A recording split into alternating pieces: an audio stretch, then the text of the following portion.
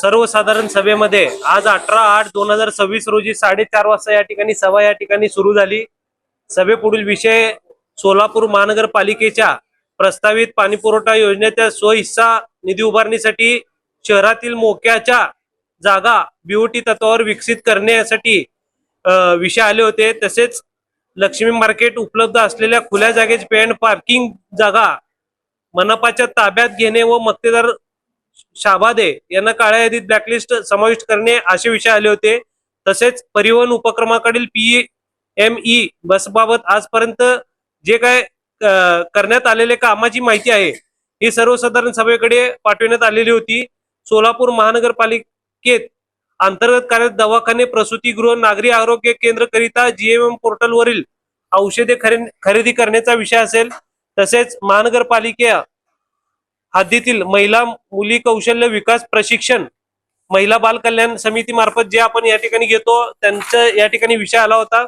तसेच सोलापूर महानगरपालिकेत 249 जे काही रोजंदारी बदली कामगार यांना कायम करण्याचा जो काही विषय होता त्याला देखील या ठिकाणी मान्यता देण्यात आलेली आहे। तो देखील विषय सभागृहात या ठिकाणी आला होता।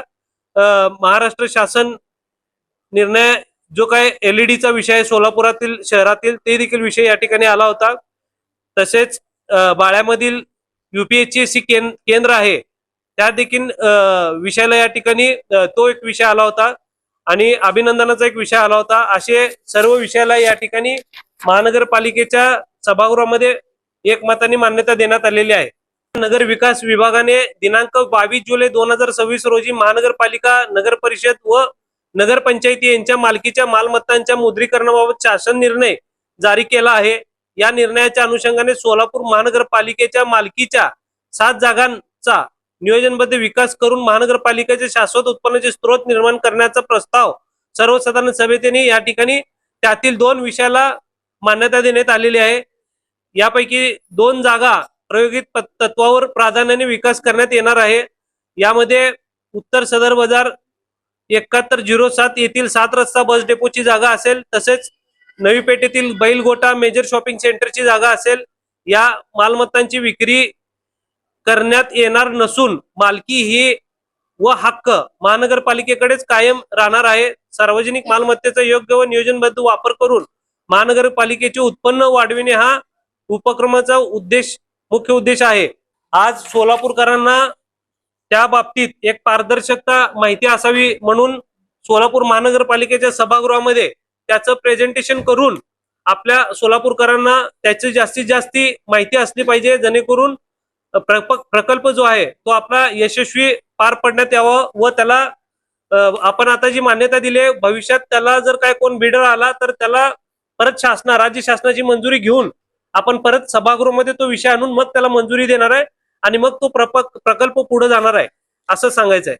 तसेच रोजंदारी सेवकांचा जे 249 रोजंदारी सेवक आहेत, अनेक वर्षापासून महानगरपालिकेमध्ये 1995 नंतर सोलापूर महानगरपालिकेमध्ये रोजंदारी आणि बदली पद्धतीची सेवा देणाऱ्या कर्मचाऱ्यांना कायमस्वरूपीची सेवा संदर्भातील विषय हा केवळ एक प्रशासकीय विषय नाही तर अनेक वर्षापासून प्रलंबित असलेले शेकडो कुटुंबियांच्या भवितव्याच्या जोडलेला अत्यंत संवेदनशील आणि मानवी प्रश्न आहे। त्यामुळे या विषयाकडे केवळ नियम आणि कागदपत्रांच्या चौकटीत न पाहता कर्मचाऱ्यांनी गेल्या अनेक वर्षात सोलापूर शहरासाठी दिलेली सेवा व त्यांच्या कुटुंबाची हित लक्षात घेता सकारात्मक भूमिका आवश्यक आहे। सोलापूर महानगरपालिकेच्या विविध विभागामध्ये शहराच्या हातोड कर्मचाऱ्यांच्या कमतरता आणि नागरिकांच्या आवश्यक सेवा सातत्याने उपलब्ध करून देण्यासाठी अनेक कर्मचारी तात्पुरत्या स्वरूपात रोजंदारी पद्धतीने नियुक्ती करण्यात आली होती। यातील अनेक कर्मचारी आज अनेक वर्षापासून महानगरपालिकेच्या सेवेत प्रत्यक्ष काम करत आहेत। त्यांच्या हातून शहराची स्वच्छता, आरोग्य व्यवस्था, रस्ते, पाणीपुरवठा आणि इतर मूलभूत नागरिक सेवांमध्ये महत्त्वाचे योगदान झाले आहे। विशेषतः सफाई कामगार, झाडूवाले, बिगारी, मजूर, वाहन चालक आणि इतर विविध संवर्गातील कर्मचाऱ्यांची प्रतिकूल परिस्थिती काम करून महानगरपालिकेची सेवा व्यवस्था सुरू ठेवली आहे। अनेक वेळा नागरिक आपल्या घरातून बाहेर पडण्यापूर्वी शहर स्वच्छ असावे तर स्वच्छ असावेत, कचरा वेळेवर उचलला जावा यासाठी जे कर्मचारी पहाटेपासून काम करत असतात त्या कर्मचाऱ्यांचे योगदान आपण विसरून चालणार नाही। म्हणूनच या कर्मचाऱ्यांना केवळ रोजंदारी कर्मचारी म्हणून पाहणे योग्य नाही. हे सोलापूर शहराच्या सेवेत अनेक वर्षापासून योगदान देणारे कर्मचारी आहेत. या विषयामध्ये प्रशासनाच्या तरतुदीनुसार नोंदणीनुसार 14 ऑक्टोबर 2020 रोजी अद्ययावत केलेल्या यादीतील 257 रोजंदारी बदली कर्मचारी कामगारांचा पैकी न्यायालयाच्या आदेशानुसार कायम झालेले व मृत्यू झालेल्यांचे दीर्घकालीन गैरहजर असलेले, असे वयोमानानुसार निवृत्त झालेले आणि असे एकूण 56 कर्मचारी वगळल्यानंतर 200 कर्मचाऱ्यांची अद्ययावत यादी माहिती प्रस्ताव उपलब्ध आहे.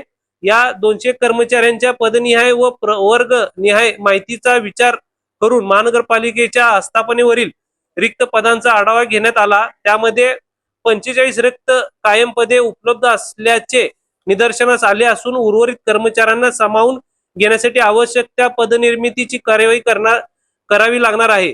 प्रस्तावानुसार 15 अधिसंख्य पदे तसेच 141 कायमस्वरूपी पदांची निर्मिती आवश्यक राहणार आहे. या कर्मचाऱ्यांच्या वर्षानुवर्षे सेवा केली आहे, त्यांच्या मागे कुटुंब आहे, मुलांचे शिक्षण आहे आणि घर खर्च आणि भविष्यातील अनेक जबाबदाऱ्या देखील आहेत. कायमस्वरूपी नोकरीच्या निश्चित अनिश्चित ही त्यांच्या संपूर्ण कुटुंबावर परिणाम करणारी बाब आहे. त्यामुळे त्यांच्या सेवेला योग्य तो न्याय मिळावा ही आमची राजकीय आणि सामाजिक भूमिका आहे. या विषयामध्ये कायदेशीर, आर्थिक आणि प्रशासकीय अडचणी आहेत याची आम्हाला पूर्ण जाणीव आहे. काही कर्मचाऱ्यांकडे सक्षम प्राधिकाऱ्याने दिलेली नियुक्ती आदेश उपलब्ध नसल्याचे, काही कर्मचाऱ्यांचे बदलीवर कार्यरत असल्याचे आणि प्रकरणावर न्यायालयीन निर्बंध लागू असल्याचे प्रस्तावात नमूद आहे. त्यामुळे सर्व कायदेशीर बाबींचा विचार करूनच पुढील कार्यवाही करणे आवश्यक आहे. शासन स्तरावर सकारात्मक वातावरण निर्माण झालेले आहे. या कर्मचाऱ्यांनी केलेली सेवा आणि त्यांच्या कुटुंबांचे हित लक्षात घेऊन त्यांना सेवेत कायम करण्याच्या दिशेने सकारात्मक प्रस्ताव तातडीने पाठविण्याच्या सूचना आल्या आहेत. सोलापूर शहराच्या विकासामध्ये ज्यांनी प्रत्यक्ष रस्त्यावर उतरून काम केले, शहर स्वच्छ ठेवले, नागरिकांच्या आरोग्याची काळजी घेतली, महानगरपालिकेच्या विविध सेवा सुरू ठेवण्यासाठी योगदान दिले, कर्मचाऱ्यांना त्यांच्या सेवेचा योग्य सन्मान मिळणे आवश्यक आहे.